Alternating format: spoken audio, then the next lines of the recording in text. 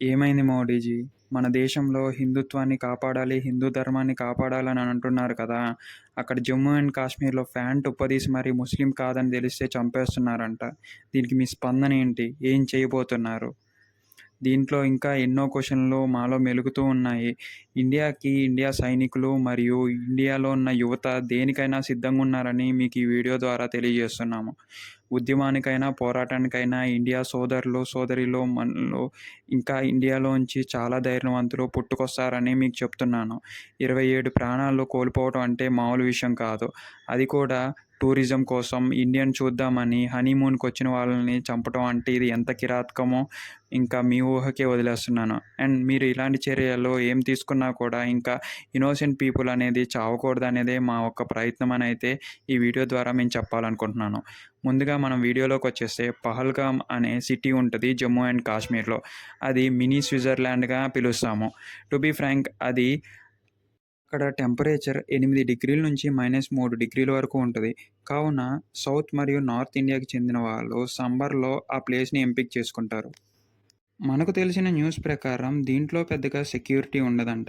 To be frank people అందరూ attack జరుగుతుంది అని ఎందుకు అనుకుంటారు? సో, సెక్యూరిటీ ఉన్నా లేకపోయినా కూడా వాళ్ళు ముందుకెళ్ళిపోయారు. అది ఇండియన్ గవర్నమెంట్ కూడా సెక్యూరిటీ పెట్టడం అన్ని ప్లేసుల్లో కూడా పాసిబుల్ కాదనేదే నా ఉద్దేశ్యం. మీ ఉద్దేశ్యం ఏంటో కామెంట్ రూపంలో తెలపండి.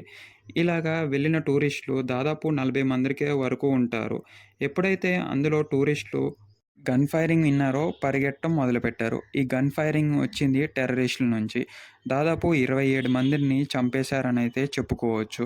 అందులో ఫ్యాంట్లుప్పదీసి వీళ్ళు ముస్లింలా కాదా అని ఐడెంటిటీ కార్డ్‌లో ముస్లిం పేర్లు లేకపోతే చూసి మరీ చంపేశారు. టు బీ ఫ్రాంక్ కొత్తగా పెళ్ళైన జంట హనీమూన్‌కనొచ్చేస్తే అక్కడికక్కడే భర్తను చంపేశారు. ఇంత కిరాతకంగా చంపేసిన వాళ్ళని ఏం చేయాలో మోడీ గారే చెప్పాల్సి ఉంది. అండ్ ఈ టూరిజం భాగంగా కర్ణాటక నుంచి ఒక కపుల్ అక్కడికి వెళ్లారు. అందులో భర్తని చంపేసి భార్యతో ఇలా అన్నాడంట టెర్రరిస్ట్. "మిమ్మల్ని నేను చంపను. మిమ్మల్ని చంపితే మోడీకెళ్ళి ఎవరు చెప్తారు మీరు ఇలాగే ఉండాలి" అని ఆ భర్తను మట్టుకు చంపేసి కన్నీరు మున్నీరులో ఆ ఆడకూతుర్ని అక్కడే వదిలేశారంట. వీళ్ళని ఏం చేయాలో ఈ వీడియో చూస్తున్న సహోదరులందరూ చెప్పండి. దీనికంతటికీ కారణం ఎవరో తెలుసు కదా! జమ్మూ అండ్ కాశ్మీర్‌కి ఎవరికి కావాలో తెలుసు కదా! పాకిస్తానే చేసిందని అందరికీ తెలుసు. కానీ నోరు మెదపరు ఎందుకనేదే ఈ వీడియో మొదటి లక్షణం. మొన్న కాశ్మీర్ చీఫ్ ఎగ్జిక్యూటివ్ అయిన ఆర్మీ ఆఫీసర్ ఇలా అన్నారు. "జమ్మూ కాశ్మీర్‌ని మేము వదిలిపెట్టము. అది మా ప్రాణం, మా నరనరాల్లో ఉంటది. ఇక్కడ మనకి కనిపిచ్చేది పాకిస్తాన్ ఒక్కటే మన శత్రువు. కానీ పాకిస్తాన్ నుంచి చాలా రా ఏజెంట్లు జమ్మూ అండ్ కాశ్మీర్‌లో ఇండియా ముసుగులో తిరుగుతున్నారంట.